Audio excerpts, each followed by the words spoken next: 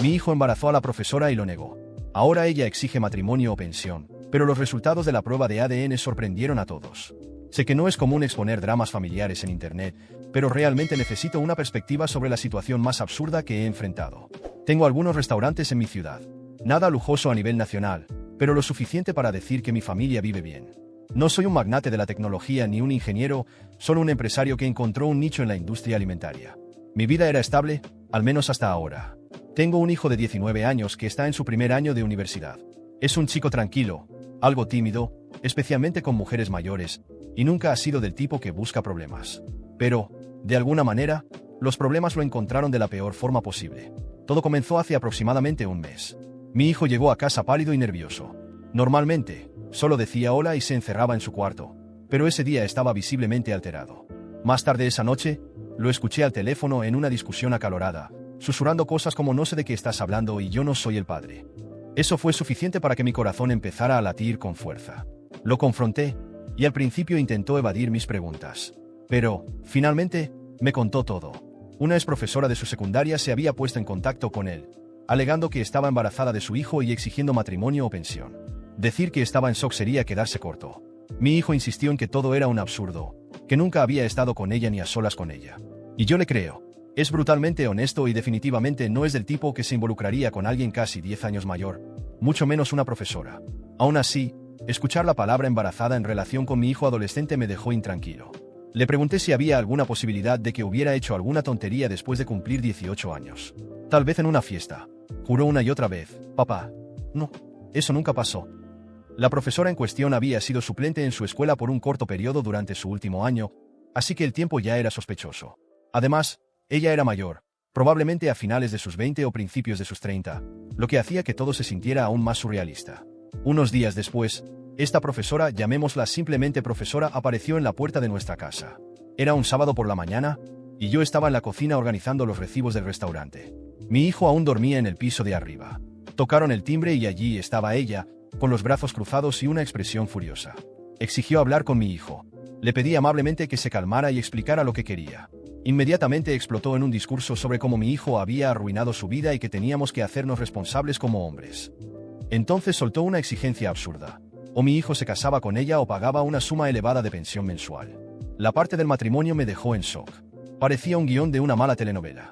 Mantuve la calma y le pedí que se sentara y explicara todo. Se negó.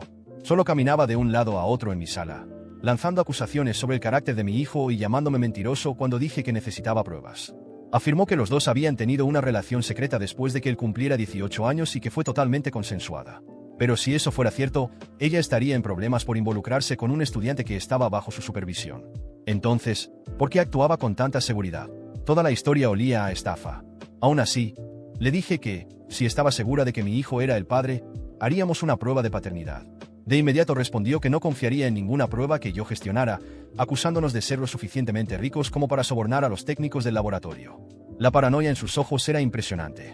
Amenazó con que, si no cooperábamos, llevaría el caso a la justicia, haría pública la historia y destruiría la reputación de mi hijo. Hablaba como si no tuviéramos otra opción más que ceder y hacer todo lo que ella quería. Tan pronto como salió furiosa de mi casa, llamé de inmediato a un abogado que conocía. Me dijo que debíamos exigir la prueba de ADN sin falta y registrar cada interacción que tuviéramos con la profesora a partir de ese momento. Las disputas legales pueden ser complicadas, pero necesitábamos protegernos. Mi esposa, la madre de mi hijo, se enfureció cuando lo supo. Ella suele ser la más racional en casa, pero estaba lista para ir a la casa de la profesora y acabar con todo ahí mismo. Logré calmarla explicándole que necesitábamos resolver esto de la manera correcta. Mientras tanto, la profesora no dejaba de bombardearme con mensajes, alternando entre exigencias y amenazas. A veces actuaba como si pudiéramos resolverlo de manera amistosa si simplemente le pagaba. Otras veces insistía en que quería casarse de inmediato, como si eso tuviera algún sentido. Decía que tenía unos 5 meses de embarazo, lo que hacía que su cronología fuera aún más extraña. Afirmaba que el bebé era definitivamente de mi hijo, pero su historia sobre cuando supuestamente estuvieron juntos seguía cambiando. En este punto, mi mayor preocupación era que los tribunales pudieran tomar en serio sus acusaciones sin una prueba de ADN, o que ella difundiera rumores antes de que pudiéramos limpiar el nombre de mi hijo. Apenas estaba comenzando la universidad. Un escándalo así podría arruinar su futuro. Ya podía imaginar los murmullos en el campus. Ese es el tipo que embarazó a su profesora. Me enfermaba solo de pensarlo. Me puse en contacto con el director de la antigua escuela de mi hijo, alguien con quien había hecho negocios antes, y le expliqué esta situación absurda. Le pedí cualquier documentación sobre el horario de la profesora cuando trabajó allí como suplente. Aceptó ayudar proporcionando registros oficiales que mostraban qué clases realmente cubrió. Y resultó que apenas trabajó en esa escuela, tal vez un total de 6 semanas. Además, según los registros, ni siquiera fue asignada a las clases de mi hijo. Eso fue un alivio, pero no descartaba por completo la posibilidad de un encuentro fuera del horario escolar, que era lo que ella afirmaba. Investigamos más a fondo y un amigo de mi hijo nos dijo que no había manera de que él hubiera estado con ella el fin de semana en que ella insistía que ocurrió el supuesto romance. Él estaba fuera de la ciudad en un torneo de fútbol. Mi hijo era un mediocampista bastante bueno en la secundaria. Había fotos, etiquetas en redes sociales y todo tipo de evidencia que lo ubicaban en otro estado en ese momento. Cuanto más investigábamos, más claro se volvía que su historia estaba llena de contradicciones. Después de intensas negociaciones entre nuestros abogados, logramos programar una prueba de paternidad. Mi abogado insistió en utilizar un laboratorio de renombre seleccionado por el tribunal para evitar cualquier acusación de soborno. La profesora seguía quejándose, dejando caer indirectas de que un buen cheque podría hacer que todo desapareciera. Me negué rotundamente. Mi hijo comenzó a verse afectado por toda la situación. Ojeras, revisando el teléfono constantemente. Me dolía verlo tan estresado. Pero le dije, vamos a luchar contra esto y demostraremos que eres inocente. Él asintió, con una mezcla de miedo y alivio en su expresión. El jueves por la mañana, cuando llegamos al laboratorio, la profesora ya estaba allí, con los brazos cruzados y lanzando miradas de odio a mi hijo. Se negó incluso a hablar con él, solo murmuraba sobre cómo era la víctima. Las enfermeras tomaron muestras de ambos y luego tuvimos que esperar 1 o 2 semanas para los resultados. Ese periodo de espera se sintió como una eternidad. Mi hijo intentó mantenerse ocupado con la universidad y su trabajo de medio tiempo en mi restaurante, pero yo podía ver la preocupación en su rostro cada vez que me preguntaba, «Papá, tú me crees, ¿verdad?» Y cada vez lo tranquilizaba, «Sí, 100%. La profesora no aflojaba. Seguía enviando mensajes o llamando a diario con nuevas amenazas, diciendo que contaría todo a los medios locales sobre cómo estábamos encubriendo un escándalo. Incluso amenazó con pararse frente a mi restaurante con un cartel que decía «Padre irresponsable». La audacia de esta mujer era increíble. Guardé cada mensaje y se los entregué a mi abogado, quien prácticamente se relamía viendo lo sólido que se estaba volviendo nuestro caso de difamación. Entonces, una noche cualquiera, recibí una llamada de un número desconocido. Una voz masculina comenzó a gritar, «Deja de arruinar la vida de la profesora. Te arrepentirás si no pagas». Cuando le pregunté quién demonios era, solo me insultó y colgó. No me asustó, pero me enfureció. Estaba claro que ella estaba reclutando gente al azar para meter más presión sobre nosotros. Mi esposa quiso presentar una denuncia de inmediato, pero mi abogado sugirió esperar hasta que llegaran los resultados de la prueba de paternidad. Así tendríamos una base sólida para presentar cargos por acoso o extorsión. El día en que llegaron los resultados de la prueba de paternidad fue el más surrealista de mi vida. Desde el principio, estaba completamente seguro de la inocencia de mi hijo. Teníamos pruebas, testimonios, registros que demostraban que ni siquiera podía haber estado con esa mujer. Y, sin embargo, cuando mi abogado me llamó con voz seria y me pidió que fuera a su oficina, sentí un escalofrío recorrer mi espalda. Algo estaba mal. Cuando llegué, mi hijo ya estaba allí, sentado en la silla, pálido y temblando. Mi esposa estaba a su lado, con los brazos cruzados, respirando con dificultad, como si estuviera conteniendo su furia. El abogado estaba serio, con los documentos sobre la mesa. Empujó el sobre hacia mí, con una mirada difícil de descifrar, dijo simplemente, «Las pruebas confirmaron que él es el padre». Mi mente se bloqueó. Tomé los papeles, leí los números, las probabilidades, la conclusión innegable. Compatibilidad confirmada. Probabilidad de paternidad, 99,99%. Miré a mi hijo, esperando que gritara, que dijera que había un error, que negara todo. Pero solo bajó la cabeza y se frotó las manos nerviosamente. «Hijo». Mi voz salió más baja de lo que esperaba. Él permaneció en silencio, con los ojos clavados en el suelo. Mi esposa perdió la paciencia primero. «Ya, nos pasaste un mes entero asegurando que esa mujer mentía». Yo, carraspeó, con la voz entrecortada. «No sabía que era posible». «¿Cómo que no sabías que era posible?» Sentí la rabia empezar a hervir dentro de mí. Yo, respiró hondo, cerró los ojos y soltó de golpe. Fue algo de Tinder. El silencio en la sala fue absoluto. Mi corazón se aceleró. Mis ojos se abrieron de par en par. Sentí mi presión subir. Mi esposa contuvo la respiración, como si estuviera a punto de explotar. El abogado simplemente cerró los ojos y se frotó la sien. ¿Algo de qué? Mi voz salió tensa, cargada de incredulidad. La conocí en Tinder en mi último año de secundaria. No sabía que era profesora suplente. Solo lo descubrimos después. Me escribió, hablamos, quedamos en salir. Pasó, pero solo fue una vez. Sentí que la cabeza me daba vueltas. Todo este tiempo, todas esas amenazas, toda la humillación pública, todo el estrés que nos hizo pasar.